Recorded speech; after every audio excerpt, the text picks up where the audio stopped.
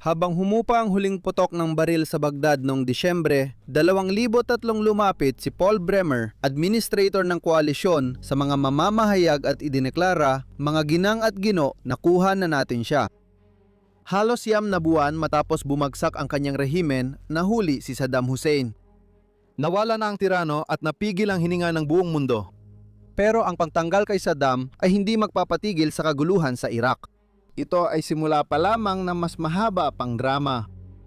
Noong unang bahagi ng Agosto, 2004 napunta ang atensyon ng mundo sa Najaf, lungsod na may gintong simboryo at sinaunang libingan, iginagalang ng milyon-milyong Shia Muslim. Ngunit sa kabila ng banal nitong kagandahan, may nakakabahalang katahimikan na bumabalot dito.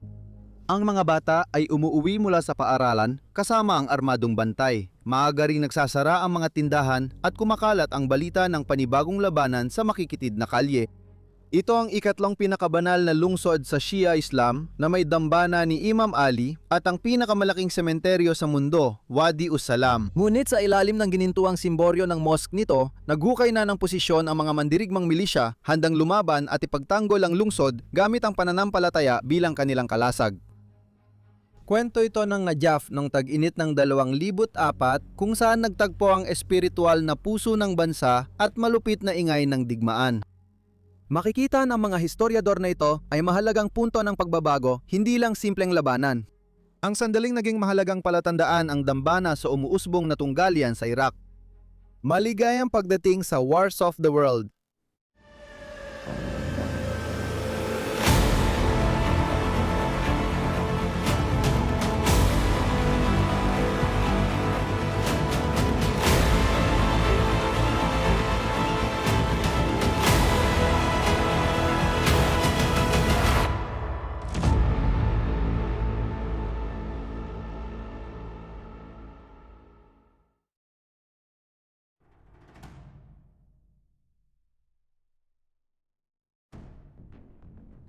Pagkatapos ng pananalakay na pinangunahan ng US noong Marso 2003 at ang mabilis na pagbagsak ng rehimen ni Saddam Hussein noong Abril, ang Iraq ay bumulusok sa isang kawalan ng autoridad. Ang Coalition Provisional Authority o CPA na pinamunuan ni Ambassador Paul Bremer ay binuwag ang hukbong Iraqi at sinibak ang mga kasapi ng Ba'athist Party, mga hakbang na nag-iwan sa bansa na watak-watak, hindi matatag at umaasa sa mga dayuhang tropa.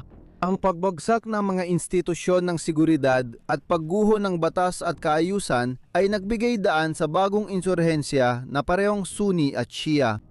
Isa sa mga namumukot tanging tagasunod ng Shia resistance ay si Muqtada al-Sadr, isang 29 anyos na kleriko mula Najaf, anak ng pinaslang na Grand Ayatollah Muhammad Sadiq al-Sadr.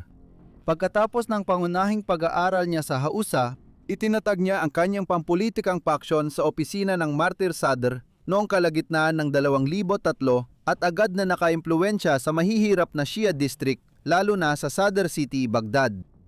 Noong Hunyo 2003 itinatag ni al-Sadr ang Mahdi Army na kilala rin bilang Jaish al-Mahdi o JAM. Sa una, daang-daang seminarista ang naging vigilante. Simple ang kanilang layunin: labanan ang pananakop at punan ang puwang sa pamahalaan na iniwan ng koalisyon. Noong 2004 sila na ang pangunahing milisyang Shia, kilala sa ideolohiyang pinagsama ang nasyonalismong Iraqi, relihiyosong sigasig at makamasang populismo. Umigting ang tensyon noong tagsibol ng 2004 nang ipasara ni Bremer ang pahayagan ni al-Sadr na al-Hausa noong Marso 28 at ipinag-utos ang pag-aresto sa mga pangunahing personalidad. Sabi ng klerigo, ipinakita na ng Amerika ang mga pangil nito at ang kasuklam-suklam nitong mga hangarin, kaya hindi pwedeng manahimik ang may konsensyang mamamayang Iraqi. Dapat nilang ipaglaban ang kanilang karapatan sa paraang sa tingin nila ay nararapat. Wakas ng pahayag.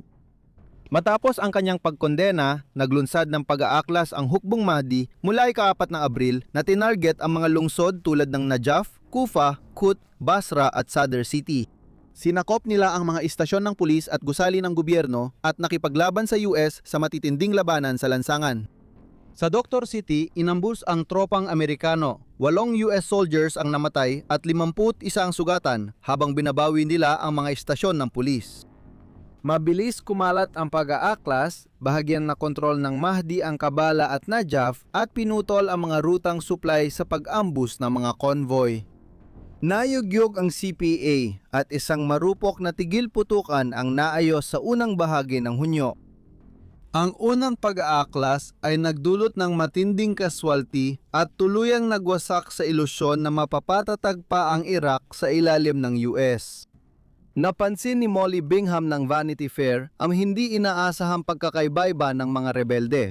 CP, bagamat ang ilan ay tiyak na mga veterano ng hukbong may 400,000 tauhan ni Saddam, ang iba na aking nakilala ay kinabibilangan ng isang guro, isang may bahay, isang ina, isang mekaniko, isang driver ng truck at isang may hawak ng PhD. Wakas ng CP. Ipinapakita ng makulay na halo ng mga mandirigma ang lawak na impluwensya ng kilusan kung saan nagkakaisa ang marami dahil sa magkakatulad nilang paniniwala sa Islam at damdamin ng pambansang pagmamalaki. Pagsapit ng katapusan ng Hunyo, natapos ang tigil putukan.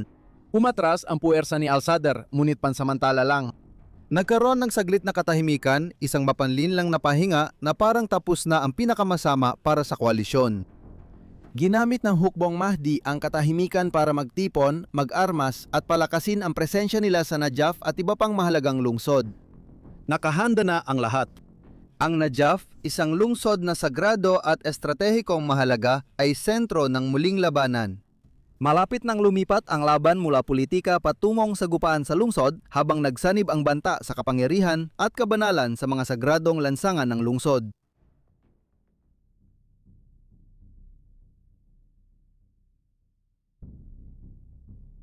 Dapat tandaan na ang Najaf ay hindi lang isang lugar ng labanan. Ito ang pinakapuso ng Shia Islam. Iginagalang bilang libingan ni Ali ibn Abi Talib, pinsan ni Propeta Muhammad at unang Shia Imam, ang Najaf ay itinuturing na ikatlong pinakabanal na lungsod para sa mga Shia Muslim, kasunod lamang ng Mecca at Medina sa espiritual na kahalagahan. Sa gitna nito matatagpuan ang ginintuang Imam Ali Shrine, isang malawak na mausoleum na may gintong mga dome at iginagalang sa buong mundo ng Islam. Taon-taon, dinarayo ito ng milyon-milyong mga deboto na ginagawang sentro ng pananampalataya at teolohiya ang Najaf. Nakapalibot sa dambanang ito ang Wadi Usalam o Lambak ng Kapayapaan, ang pinakamalaking sementeryo sa mundo. Sinasaklaw nito ang humigit kumulang 1,485 akre at mahigit 6 na milyong libing ang naroroon. Sa loob ng 14 na siglo, ang necropolis na ito ay naging patunay ng debosyon at kamatayan ng tao. Ngunit noong 2004 ito ay naging mas nakakatakot pa.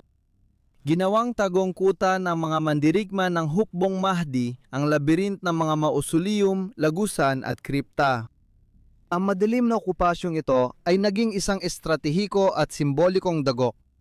Sa militar, nagbigay ang Wadi Usalam na masalimuot na mga taguan at mga lagusang nasa ilalim ng lupa na perpekto para sa mga gerilyang taktika.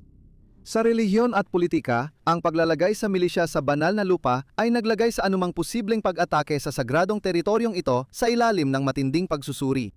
Namayani ang hukbong Mahdi sa ilalim ng mapusok na pamumuno ni Muqtada al-Sadir, pinalakas ng mga mandirigma sa Najaf na tinatayang 2 hanggang 15,000. Ang milisya, pagsapit ng kalagitnaan ng 2004 ay hindi lamang nag-armas ng sarili, kundi naitanim na rin ang sarili sa loob ng lungsod, nagtayo ng mga checkpoint at nagsilbing parang pamahalaan. Sa kabila, naroon ang koalisyon na naiipit sa isang pampolitika at moral na pagkakagipit. Kinailangang palayasin ng US Marines at Iraqi National Guard ang kalaban habang pinapanatili ang kabanalan ng Imam Ali Shrine. Napag-alaman ng mga tagaplano ng koalisyon na ang pinsala sa Dambana ay maaaring magpasiklab ng galit sa riyon at sumira sa kanilang lehitimasyon. Ngunit ang hindi pagkilos ay nagdudulot ng panganib na mawala ng teritoryo at palakasin pa ang milisyang Shiite sa iba pang lugar. Pagsapit ng Hulyo 31, 2004 ang ikalabing isang Marine Expeditionary Unit ang kumuha ng kontrol sa ilalim ng pinamumunuan ng Poland na multinasyonal na Division Central South. Minana nila ang maigting na komprontasyon sa pagitan ng puwersa ni al-Sadr at pansamantalang pamahalaan ng Iraq. Ang pagpapatrolya ng maliliit na grupong Amerikano sa mga checkpoint gaya ng maternity clinic malapit sa tirahan ni al-Sadr ay kadalasang nauuwi sa putukan sa tabi ng sementeryo bilang babala ng paparating na karahasan. Namuhay ang mga taga-Najaf sa takot at kawalang katiyakan. Patuloy na pumupunta ang mga deboto sa Dambana, bukas ang mga tindahan at patuloy ring nag-aaral ng pabulong ang mga estudyanteng relihiyoso. May tensyon sa paligid, May sagupaan sa labas ng sementeryo at dambana at kakaunti ang naniniwalang magtatagal ang katahimikan. Mas mabilis kumalat ang tismis kaysa katotohanan at bawat araw ay tumataas ang posibilidad ng mas malaking sagupaan sa sinaunang lungsod. Lalong naghanda at nagpalalim ng posisyon ang hukbo ni Mahdi. Naglitawan ang mga mandirigma sa iskinita, bubungan, checkpoint at mosque, kadalasang minamanmanan pero bihirang harapin. Nagpatrolya ang koalisyon sa kalsadang may tensyon at moral ni Al-Sadr na kinainisan ng ilan at kinatatakutan ng marami.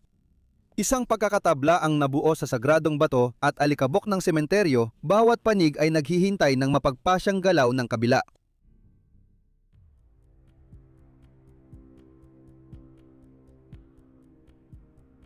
Noong ika-5 ng Agosto, 2,004 na basag ang hindi mapakaling katahimikan. Maagang umaga, inatake ng hukbong Mahdi ang lokal na istasyon ng pulisya, tanda ng pagtatapos ng tigil putukan at simula ng matinding labanan kontra puwersa ng koalisyon. Isang US Marine Quick Reaction Force o QRF. Agad na ipinadala ng ika-11 Marine Expeditionary Unit bilang tugon sa utos ng gobernador ng Najaf. Bandang alas 11 ng umaga, sumiklap ang labanan malapit sa Wadi Usalam Cemetery kung saan nakutaan ang mga mandirigma sa mga mausoleum at katakomb. Ang ilalim ng lupa ay nagsilbing taguan ng Mahdi Army para sa urbanong gerilya. Inilarawan ito ng mga marino bilang digmaan sa gubat na walang gubat. Sa tindi ng putok mula sa mortar, RPG at machine gun, nagpatuloy ang QRF pero umatras din na maubusan ng bala. Ang unang sagupaan ay nagdulot ng higit sa 70 kaswalti sa hanay ng rebelde at isang sugatang marino. Dumating noong Agosto, 7 ang karagdagang tropa kabilang ang US Army mula sa 1, 2 at 5 batalyon at 7 cavalry na pumasok sa sementeryo para suportahan ang mga marino. Sumunod ang matinding labanan sa ilalim ng lupa. Sumiksik ang mga tangke at Bradley sa makikitid na daanan ng sementeryo habang nilinis ng mga impanteryang nakababa sa sasakyan ang bawat nicho at lagusan. Ang mga tumpak na pambobomba mula sa himpapawid at malapit ang suportang panghimpapawid mula man sa mga helikopterong UH-1N o sa nagbabantang mga armadong eroplanong AC-130 ay sumuporta sa pagsalakay. Bawal ang airstrikes lalo na malapit sa dambana ni Imam Ali. Sa kabila ng hirap, matatag ang disiplina ng mga marino sa ilalim ng mahigpit na mga tuntunin sa pakikipaglaban. Madalas sinusubok na matinding labanan ang pagpipigil ng mga tangke at Bradley kahit minsan inuutusan silang huwag magpaputok lalo na kung 500 metro lang mula sa dambana. Noong Agosto 12, tinarget ng koalisyon ang kuta ni Al-Sadr, ang bahay niya, kalapit na ospital at mga kaugnay na gusali. Pinasok ng mga marino ng Charlie Company ang ospital at ang tirahan ng kleriko. Nakaroon ng matinding bakbakan sa kalapit na paaralan nang natinag ang mga unit ng Iraqi National Guard na inutusang sumulong dahil sa matitinding pananambang ng mga milisya. Lalong lumala ang labanan sa sementeryo noong Agosto 15 nang atakihin ng mga rebelde ang US tank gamit ang magagaang arma sa malapit na distansya. Dahil dito, nasawi sina Teniente James Goins at espesyalista Mark Zabata. Dahil sa ingat ng crew ng armor ng koalisyon, pinigilan ng ilang commander ang mga Bradley na barilin ang mga pinaghihinalaang posisyon ng kalaban sa loob ng sementeryo. Lumawak ang mga panggabing pagsalakay hanggang Kufa, tinarget ang mga base ng milisya gaya ng isang technical college. Dinurog ng AC-130 at mga helikopter ng alyansa ang mga posisyon ng kalaban, kung saan sa isang raid ay 70, 3 insurgent ang napatay at mahigit 100 ang nasugatan habang kakaunti lang ang kaswalti sa koalisyon. Pagsapit ng kalagitnaan ng Agosto, umatras ang natitirang mandirigma ng Mahdi papunta sa santuaryo ng Imam Ali Shrine. Pinalibutan sila ng mga puwersa ng koalisyon, bumuo ng singsing ng bakal gamit ang mga tangke at papalapit ang infantry at armor sa shrine. Ngunit hindi sila sumugod dahil sa mahigpit na patakaran sa banal na lugar.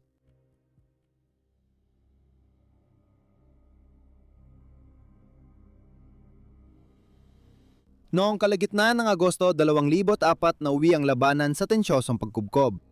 Ang Mahdi Army, bugbog at kulang sa bilang ay umatras papasok sa sagradong lugar ng Imam Ali Shrine habang ang mga puwersa ng koalisyon, US Marines, mga armored na sasakyan at Iraqi National Guard ay pinalibutan ang Golden Dome. Ngunit hindi maisip mag-atake ng direkta. Banal ang lupaing ito at ang paglabag dito'y maaaring magdulot ng internasyonal na iskandalo. Lalong tumitindi ang presyon sa lahat ng panig.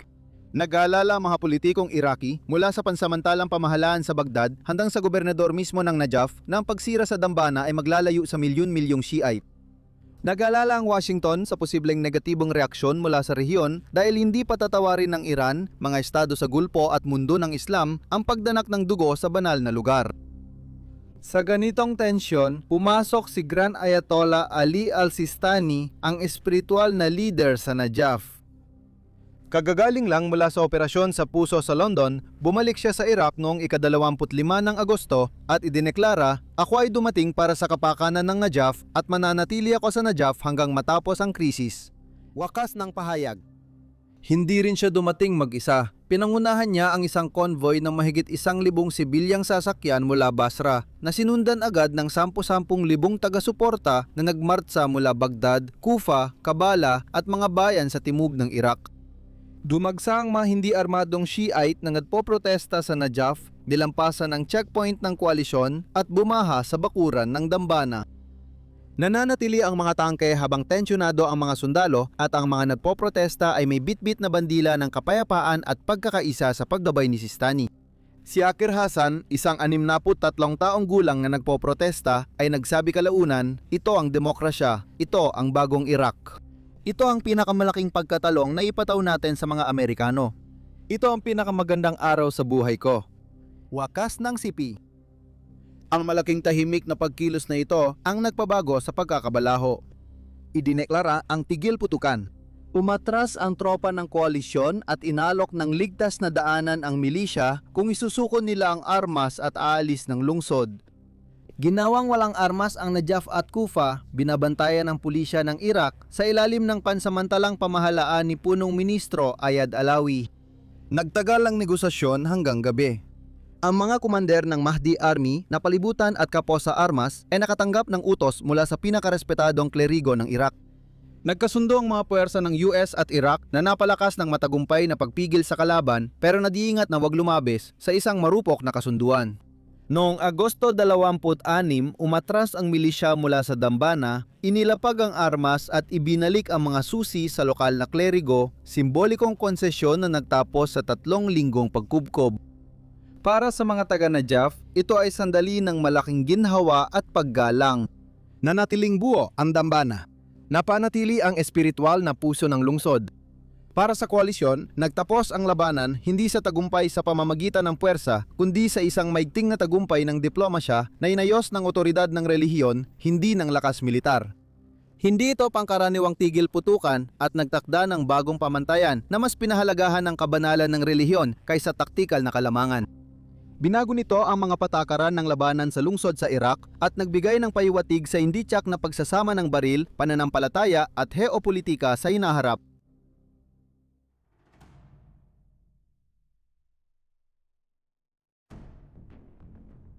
Nang ipahayag ang tigil putukan noong huling bahagi ng Agosto 2004 higit 3 linggo nang tiniis ng Najaf ang matinding pagkubkob. Umatras ang hukbong Mahdi mula sa dambana sa utos ni Grand Ayatollah Sistani, nagsimulang isuko ang armas at umalis sa maliliit na koordinadong konboy. Ang pag-atras nila ay hindi lang taktikal kundi isang malaking pagbabago sa labanan. Bumalik sa mga puwersa ng pamahalaang Iraqi, Police at National Guard ang kontrol ng Najaf sa ilalim ng proteksyon ng US Marines at hukbong Iraqi. Hindi ito tagumpay na idineklara sa dulo ng baril, kundi konsesyong hinubog ng relihiyosong autoridad, kagustuhan ng publiko at pragmatismong pampulitika. Sa kabila ng pagtigil ng karahasan, nabayaran na ang halaga. Tinatayang daan-daang mandirigma ng Mahdi ang napatay o nasugatan at ang mga pader ng mosque at mga tirahan ng sibilyan ay may bakas ng labanan, pati na rin ang lokal na infrastruktura ay napinsala. Tinatayan ng puwersa ng US na hindi bababa sa 360 mandirigma ng Mahdi ang napatay at humigit kumulang 260 ang nahuli, habang ang mga puwersa ng koalisyon ay nagkaroon ng mahigit 50 na napatay at mga 100 ang nasugatan. Ang Najaf mismo ay lumabas na halos buo pa rin, ngunit bahagya lamang nakabitin sa pagitan ng pagkatalo at katatagan. Sumunod ang mga pagyanig na umalingonggaw lagpas sa pader ng Najaf. Para kay Muqtada al-Sadr, ang labanan ay parehong kabiguan at hakbang pasulong. Maaring napilitang umalis ang kanyang milisya mula sa dambana, ngunit ang hukbong Mahdi ay umalis na hindi wasak kundi mas lalo pang tumaas ang prestihiyo sa mata ng maraming Shiite na itinuring ang kanilang paninindigan bilang patunay ng pananampalataya na humaharap sa lakas ng armas. Mabilis nagbago ng tungkulin si al-Sadr mula commander sa larangan ng digmaan tungo sa pagiging politikal na manlalaro. Pagsapit ng huling bahagi ng 2004 at sa 2005 na parlamentaryong eleksyon, nakabuo na siya ng formal na blokeng pampolitika gamit ang lakas na nakuha mula sa nangyari sa Najaf. Sumali ang kanyang partido sa United Iraqi Alliance Coalition at naging malagang tagapagpasya sa bagong demokrasya ng Baghdad. Mabilis namang tumaas ang tensyon nang ipakita ng bagong pamahalaang Shia sa ilalim ni Nuri al-Maliki ang autoridad nila na madalas sumalungat sa mga tagasunod ni Sadr. Naging taktikal na halimbawa ang Najaf para sa persa ng US at Iraq. Ipinakita ng labanan na ang digmaan sa mga lungsod na may relihiyosong halaga ay hindi sapat ang bala at bomba. Kinailangan ito ng negosasyon, kompromiso at sensitibidad sa relihiyon. Ang susunod na operasyon sa Sadr City, Basra at Kabala ay uulit sa aral ng Najaf, iiwasang salakayin ang mga dambana, maghahanda sa pakikialam ng kleriko at aasahan ang pag-angkop ng mga milisya. Ngunit marami rin ang nanatiling hindi nare-resolve. Matibay at buo pa rin ang hukbong Mahdi. Sa mga sumunod na taon, naging mahalaga ang papel nito. Sinuportahan ang mga Sunni rebelde sa Fallujah at nasangkot sa karahasang sektaryan matapos ang pambobomba sa Samara Mosque noong 2006. Kahit naguutos si Sadr ng tigil putukan paminsan-minsan, nanatiling malakas ang kanyang kilusan, minsan kakampi, minsan kalaban, ngunit laging may saysay. Ang labanan sa Najaf ay hindi lang simpleng pagkubkob. Isa itong pagsubok kung saan pinagsama-sama ang relihiyon, politika ng mga milisya, interbensyon ng US at soberanya ng Iraq.